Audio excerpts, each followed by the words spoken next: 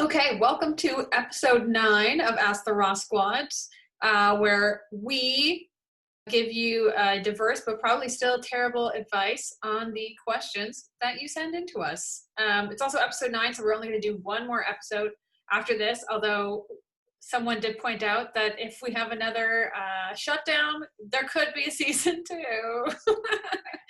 Second wave, second season.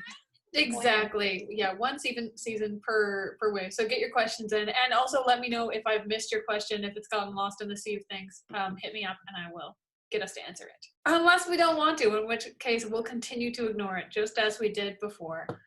Question number 1: is it okay to tell your neighbors that you can hear them during their marathon intimacy sessions? Definitely. Just.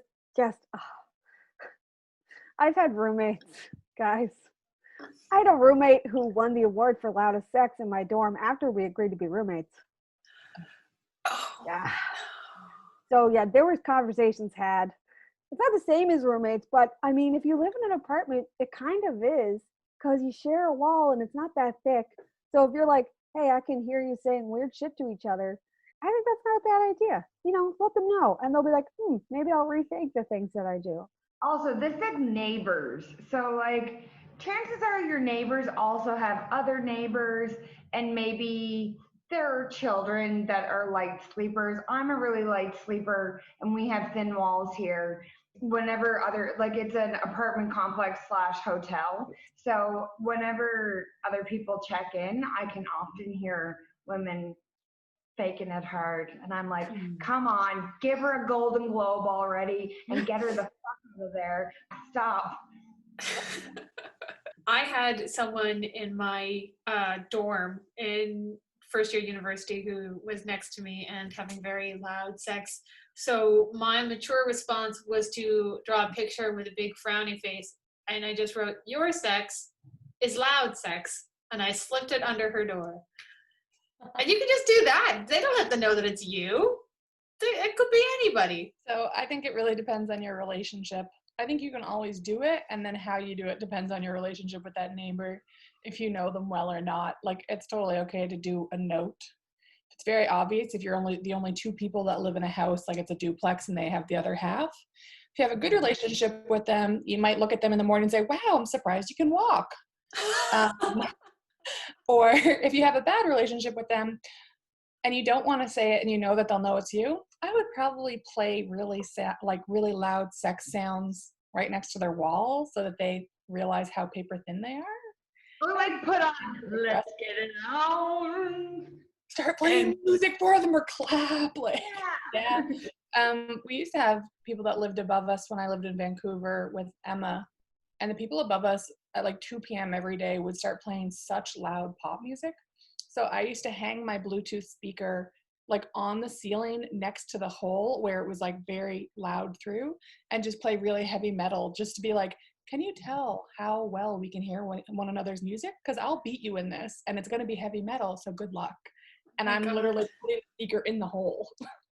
That is peak LBVR behavior. I lived in this apartment, and Lindsay actually lived in it with me first in Vung Tau, and but at the time she was there wasn't a little bar next door, but one opened up next door in what was an apartment before that, and they played the exact same song on repeat every night and on crank. And I worked at like 7:00 in the morning on the weekend, so I would stand out there and I'd get the Rankin family cranking, and I'd be like, "Hey, sweetie!"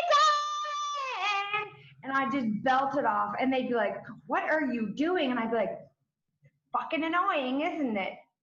Would you say you made them feel the same way too? Yes, I would. Also, they had the elevator version of Justin Bieber. Of like this, there's like one woman that does every song in this country, and she was doing her version of Justin Bieber. I'm like, just leave it to Bieber. Leave it to Bieber.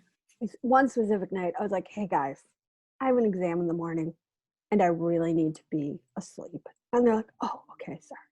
So I went back over, and then we started very loudly watching a movie. And I sat up in my bed and I just said, Jesus fucking Christ almighty. And then it just shut off.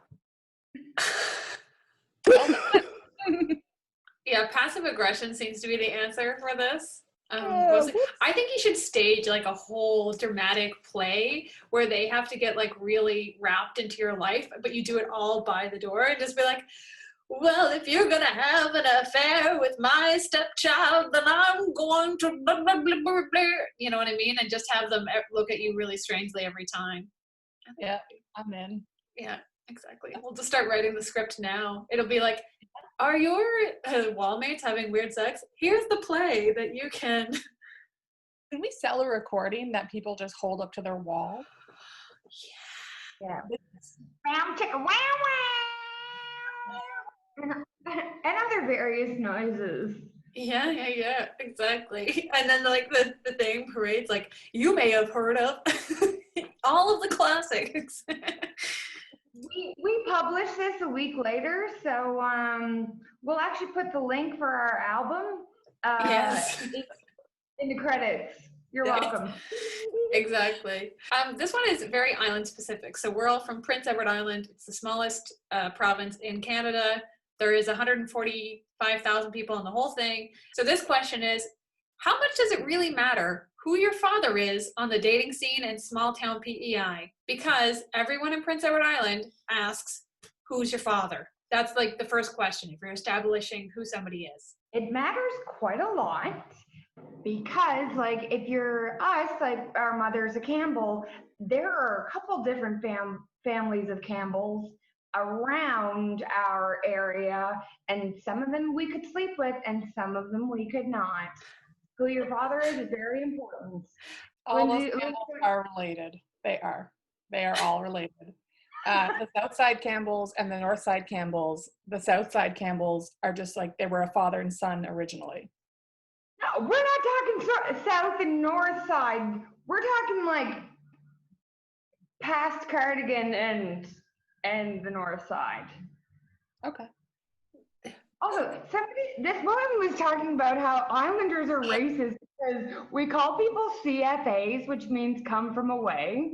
And she was like, well, they say that, and that's racist. And I'm like, it's really just like if you say somebody's a CFA, it's sort of is a preface of like, don't bother asking them who their father is. They're not from here. You can't make that chart. Like, it's not going to happen for you. You don't know their father. You're not going to be third cousins. You can sleep with them.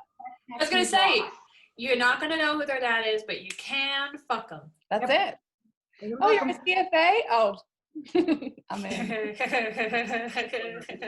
We need to broaden, deepen the gene pool here. That's exactly it. Yeah, I would second Brittany in that you need to know the family tree to be like, we're 100% not related.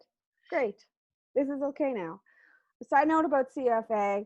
I think CFA can be used mainly and it can be used to like separate people. I like IBC better because it's Islander by choice. And I think that's so nice.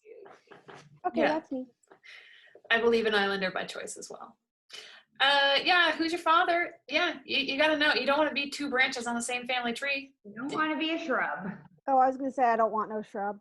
Don't want to be a shrub. Yeah, let's work together here. I think that's why it matters. I don't think it's ever for like political reasons. There's not a lot of feuds. Most feuds are a joke. You know what I mean? The Campbells versus it's not a joke in Scotland, so I should maybe. I was gonna say it's not a joke in Scotland. It's not a joke in Scotland, but the Campbells versus the McDonalds is something that, you know, you would mention when you start dating somebody, but it's not something that you'd actually hold to.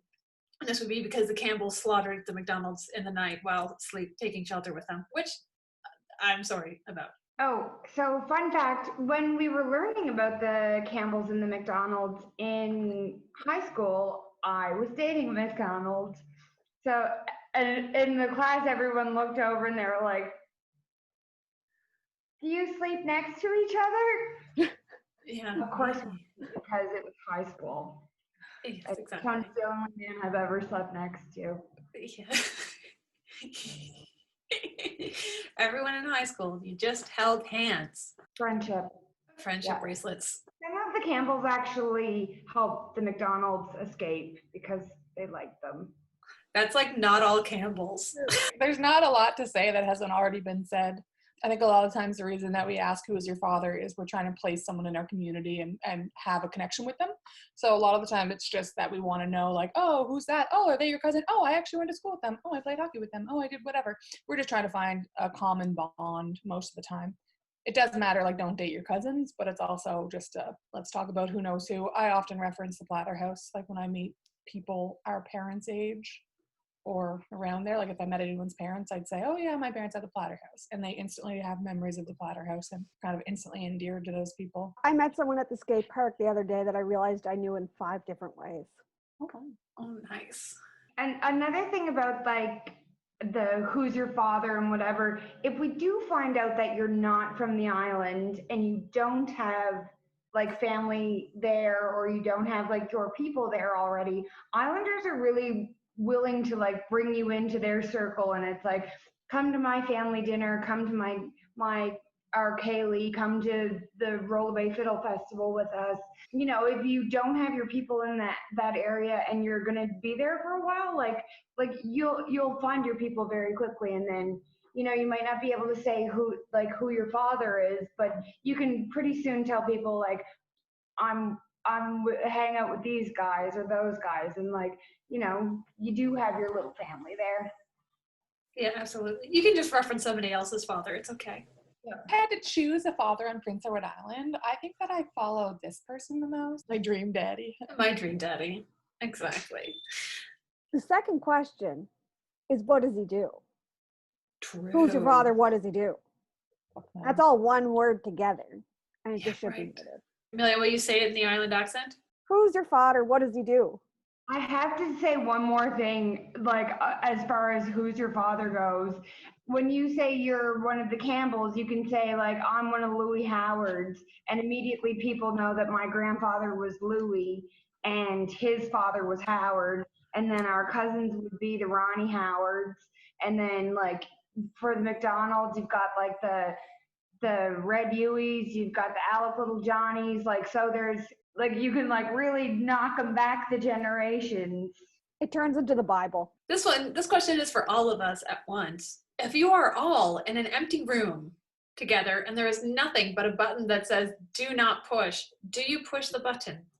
Lindsay does not push the button. Amelia so wants to push the button. Brittany would pretend she didn't want to push the button, and then 5 minutes in when nobody was looking would be like, "Wah." Oh, what does this room look like? It's empty. Yeah, but like how ominously empty. Amelia? You know, empty doesn't mean that the walls are bare. Are the walls covered in satanic graffiti, or is it like, I don't know, stars and rainbows? Those are 2 very different empty rooms. Just saying, guys. I think I've said what I need to say. I'm not pushing that button. Yeah. Why? Like, how did we all end up in an empty room together? I'm not fucking with any of it. Yeah, No. true. Like Saw. I immediately thought Saw. Okay, what I would do is I would investigate the button. So I wouldn't press the button, but I would want to see where the button led to. Like, is there any way of tracking what the button might do? Because I would want to find out what the button did, but I wouldn't want to push it. Do you feel qualified to analyze what would happen if you pushed the button if you did follow the trail? I mean, when it said button, I know that it meant like a pushy button, but I'm really picturing like a big blue like sweater button. Like as soon as you said button, I was like really picturing a big blue sweater button. Even if there was cords, it could be a Bluetooth thing. It could be, you know, like through Wi-Fi. You have no idea. People can 3D print something that looks like a button that is actually something else, Brittany. It depends on how long we're in this room for. Because I think I could resist pushing the button for 1 hour. And at 1 hour, 1 minute, I would push the button and I would be done. I would say for like a day. No. An hour. We're in a room. We can't do anything else. And there's a button. I'm going We to can push the button. talk. We're obviously good at that. Just that I would wait like 3 days. I would be like, is nothing else going to happen? Is no one going to come get me? Am I going to starve to death instead? Like, I choose that. I'd wait until I needed to pee, and if nobody came to let me out of that room, so I mean, I'd last probably 14 and a half minutes. Um, and then if nobody came to give me a toilet or whatever, I couldn't holler out of this room to get out of it. Also, can we walk out of the room if we want? Like, are we locked in there? Presumably. I have questions about this. If you could leave the room, would you push the button? No, I just walk out. Amelia would be a little curious. You wouldn't want to push the button and then run as fast as you could? Hashtag called out. What if that signage isn't even geared towards you? Like, if it's a room you can walk out of, maybe it says don't push the button because it does something, but it's not like there to tease you. Maybe you really should not push that button. Maybe it's gonna, shut off the power to something essential. Also, what kind of font or handwriting is this in? Like, is it like a comic sign? And I mean, it's not, I'm like, I don't care. But like, if it was written in something creepy, gothic, whatever, maybe I'd be like, okay, I'm not gonna touch that. If someone who's talented at drawing could please draw this spooky button that Brittany is describing, that would be really great for us. Amelia. Spooky sweater button? The spooky sweater button? I was going to say to Lindsay that every button is a tempting button, whether it's trying to be or not. Like, you just want to press button. If a flatmate's houseplant dies under my care, should I replace it with an identical one or should I fess up? Fess up, because if it's a different plant, it might act in a certain way in the following weeks and they might need to navigate that. So it might be that plant just got repotted and it's going to be a little bit wilty, but it doesn't mean that you need to start watering it more. It just means that it was just freshly potted. Or it might have only been in that light for a certain amount of time, so it's changing, and it doesn't mean that you have to do anything except know that it just moved to that area. So you need to know that it's a new plant at the end. You don't really know if that plant, like, obviously you're not super great for plants, so like you don't know if that plant's really super for real dead. So I wouldn't throw out the plant with the bathwater kind of thing. I would leave that plant, and then if that plant is dead, offer to replace it. I would never volunteer to look after anyone's plants anyway, so I will never find myself in this situation. If you think the plant's dead, leave the plant. You don't know the plant that well. It might not be dead. Maybe you can revive it somehow. Lindsay knows that we once discovered a plant alive underneath my bench that I had left for, I'm going to say 8 months. So you never know what a plant will survive. I would keep the plant, don't throw it out, buy a new plant, and say, hey, think I might have killed your plant. If I did kill your plant, I'm really sorry. Here's a new plant. Don't want the new plant? I'll take it. I'll learn how to take care of a plant so that I never kill a plant again.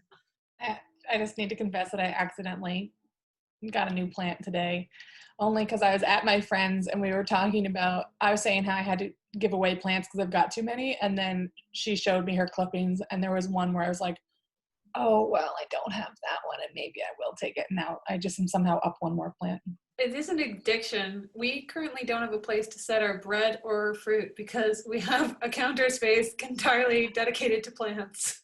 I got a plant for my birthday and I killed it in like 3 days. And then I even set it outside so that it could get like real sunlight and stuff, because you don't really get that in the apartment so much. And then it just baked in the sun in 1 day and like went. And I didn't water it either. Like, I know that part, like water it at night. So I did that, and then it still was like, I am dead. I only have one plant. His name is Grant the Plant. He's real. Okay, last question. One of our favorite themes here on the show is curses. The question is, what would be the worst possible curse and why? There are so many awful possible curses. To be named Karen. Yeah. I was saying to be a Karen. Yeah, you wake up and suddenly you're Karen and you're like, no, looking at your like Starbucks. You have to get your hair cut in like an inverted bob. Oh, you have an inverted bob with like the extra poof right there for no reason. Like, why is there so much weight right there in like the soft spot of a baby? Did I send you guys that Karen meme? Is it Karens for Black Lives Matter. Yes. I love that. It's so good. Have you seen the one that says, I want to talk to racism's manager? Have you seen the tag group, okay, Ku Klux Karen? People just automatically are tagging this group. They're like, okay, Ku Klux Karen. And like they just, my God. it's so funny because then they're like, even more. And it's like, I can see you and your bob exploding right now. Do you ever play that game like $1 million but? Like you get $1 million but every time you sneeze, like a quarterback tackles you. There's one of them that was like you're just wet and sweating all the time. Like you get $1 million but you're always sweaty and wet. Like that would be an awful curse. I think that's already my life, and I think it's already Brittany's life. So it's just like, cool, $1 million. Yeah, can I get $1 million from my husband, please? I thought about my curse. Always having a wet spot on your sock. Not like a whole wet sock that you might be able to somehow get used to, but just stepping in wet spots with your sock. Oh. Let's be real. We know what that's called. Wet sock syndrome. Wet sock disease. That's what we called it when we were kids. When we stepped in a wet spot, like melted snow puddles in the porch, and you step in your sock, and you're like, I have wet sock disease. Actually, on that note, a real actual curse. So, I can't remember. It's Greek mythology. Someone correct me. That someone asks to live forever, and they get their wish, but they forget to ask to not age. So at the very end, they're like a little husk, and they're like this big, and they keep her in a bird cage, but she can't die. That's a curse. What about that other one in Greek mythology where like the Furies like eat its liver out, or this is like me really butchering Greek mythology, but like they like peck it and eat the crap out of it every day, but then it grows back every night, so it just happens over and over again. The Greeks really knew their curses. Don't mess with the gods, man, or the gods will mess with you. Unless you're Medea and you kill your 2 children to get back at your husband, then they give you a chariot with dragons, which is pretty badass. I have one more note on the Greek curse, may you live in interesting times. I saw that the other day, and it was, now I know why it's a curse whenever in Greece, whenever they say, may you live in interesting times, because it's interesting, guys. Is that a real curse? Or it's like a saying, like, may you live in interesting times, is like a rotten hell. I always say life's either going well or it's making good television. And right now is about a good time to get the popcorn out. Our next series could be retelling Greek mythology that we remember from reading when we were 8 and never followed up on. Yes, exactly. My Favorite Murder, but with Greek tragedies. Our next season should be swimming upstream, where we all get stoned. I don't know what else happens. There might be questions, there might not be. Listen, the next series is everyone gets high and tries to retell Greek mythology. Ooh, yeah, there we go. Done. It's gonna be like Drunk History, but only Greek mythology and only marijuana. You can just start shooting that the week after next. Exactly. Okay, so that is episode 9 of the Raw Squad. As I said, this is the second last episode, so if you have any questions, please let us know now. You can comment below on YouTube, or you can fill out the Google form. And thanks so much for watching again. Yeah. Whee!